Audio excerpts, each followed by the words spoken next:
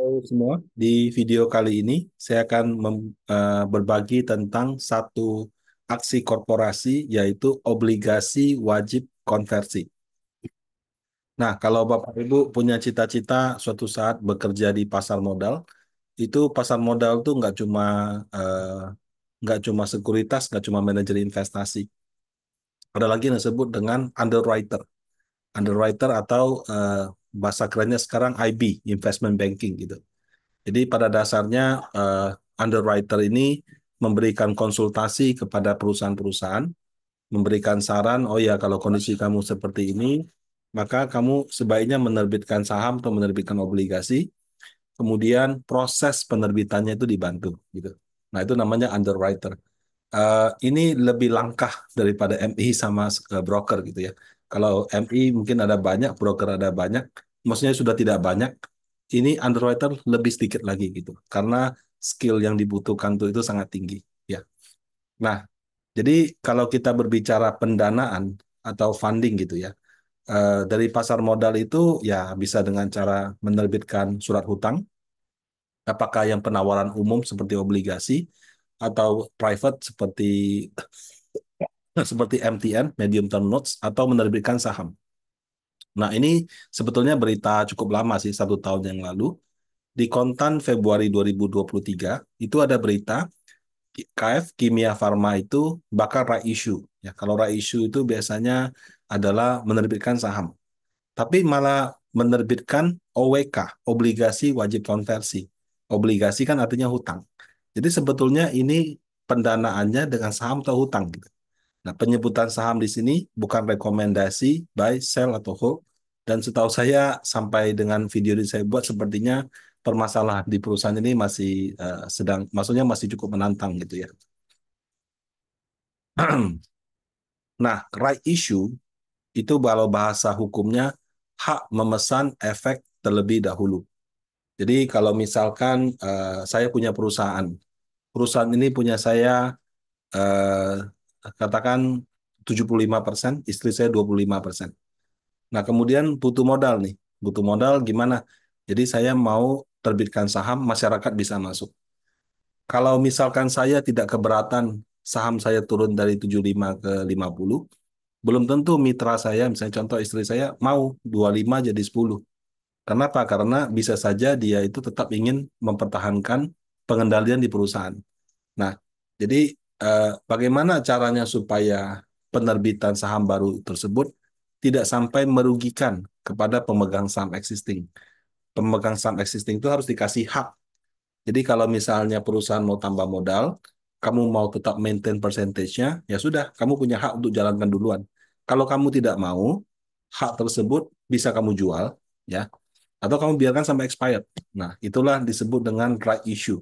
Jadi right issue itu menerbitkan hak kepada pemegang saham existing.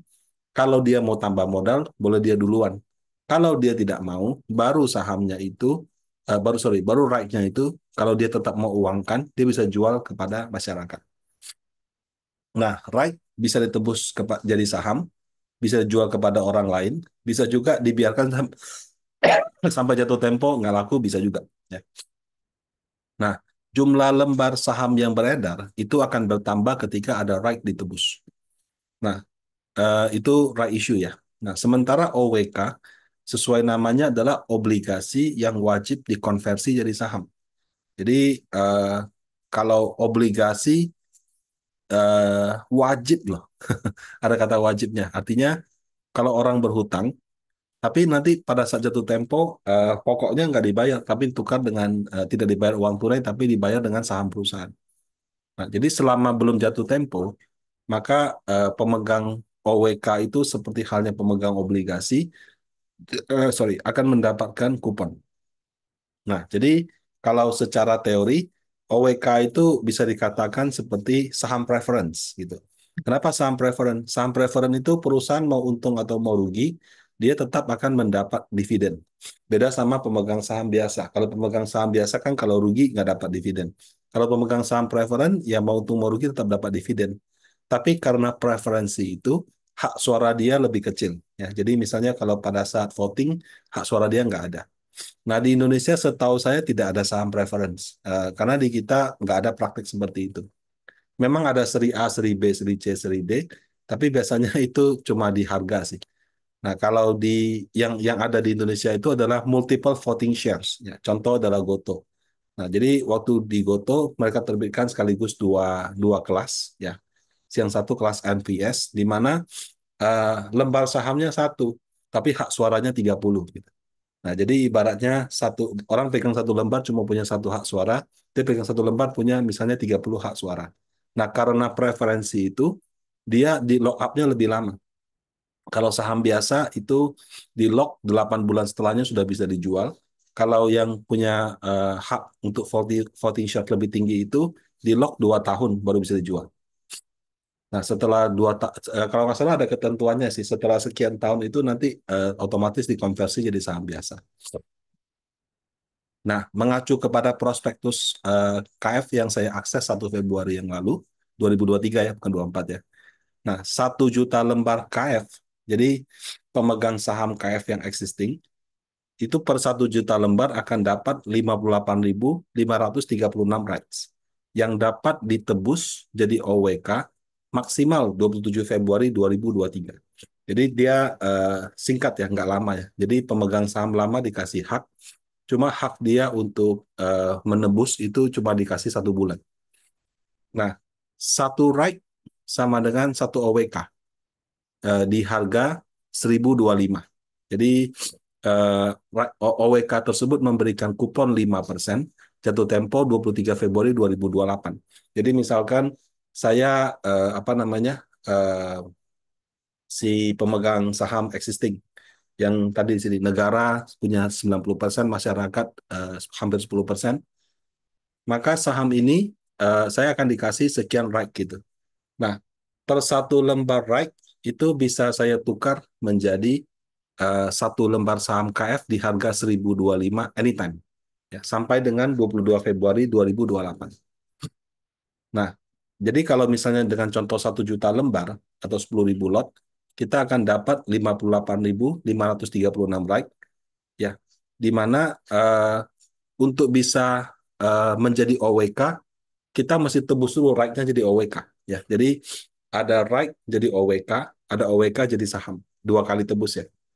Nah, kalau kita mau tebus right-nya jadi OWK, itu uang yang harus dikeluarkan adalah jumlah right-nya dikali 1025. Jadi misalnya per 1 juta lembar, saya dapat 58.536, saya tebus semua, saya kalikan 1025.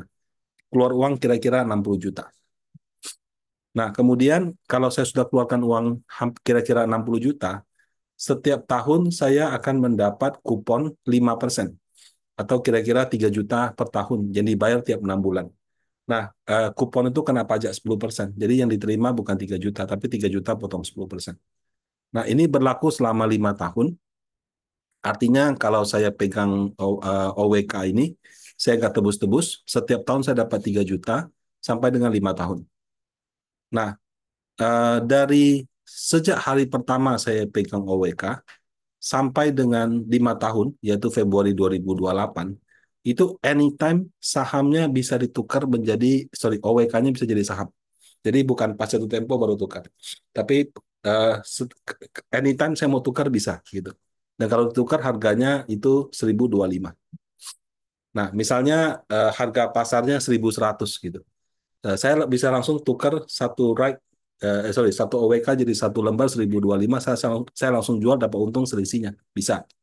Tapi kalau misalkan dia harganya turun, saya pegang OWK-nya dapat kupon juga boleh gitu. Nah, jadi kalau misalnya saya tukar jadi saham, bisa dijual di secondary market. Nah, kalau misalnya kita tukar OWK-nya jadi saham, maka hak atas kupon 5% jadi hilang. Nah, eh, bagaimana kalau misalnya kita nggak mau tukar OWK-nya jadi saham? Saya pegangnya selama 5 tahun. Nah, kalau misalnya ada skenario seperti itu, maka di akhir tahun kelima, semua OWK otomatis terkonversi jadi saham KF gitu. Nah, jadi kalau buat perusahaan ya, misalnya saya si KF-nya, saya dapat uang fresh fund-nya itu adalah ketika investor mengkonversi si OWK jadi saham. Kalau dia nggak konversi, saya nggak dapat uang. Tapi kalau dia konversi, ketika dia melakukan konversi, perusahaan dapat uang. Tapi ketika dia mengkonversi dari OWK jadi right, oh sorry, saya koreksi. Pada saat dia tebus right-nya jadi OWK, company sudah dapat uang. Tapi dia harus bayar kupon. Nah, pada saat dia tebus dia punya OWK jadi saham, nah itu nggak dapat uang, tapi itu cuma berubah bentuk, kewajiban 5% perusahaannya hilang. Nah, gitu. Nah, jadi kira-kira skenario-nya seperti itu. Nah, eh, bagaimana kalau misalnya right-nya tadi, kayak itu kan terbitnya 1 Februari, jatuh temponya 27 Februari. Nah, kalau misalnya right-nya nggak kita convert jadi OWK, ya itu juga hangus gitu. Ya.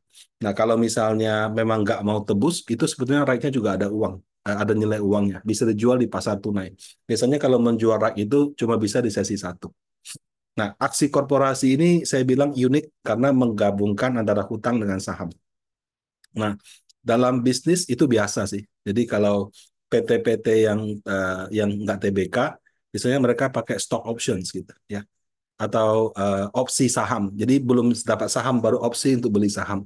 Ada juga obligasi, tapi dari pemiliknya kepada perusahaan. Jadi semacam pinjaman kepada perusahaan, tapi nanti bisa dikonvert. Tapi kalau di pasar modal yang sudah TBK, menurut saya relatif jarang.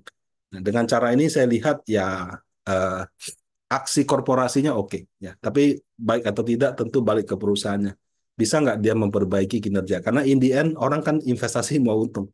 Kalau dia perbaikan kinerjanya jalan, maka dia akan mampu bayar kupon. Dan kalau memang perbaikan kinerjanya jalan, maka setelah sekian tahun harga sahamnya tentu akan mengikuti. Nah, demikian tentang aksi korporasi ini. Semoga bermanfaat. Terima kasih.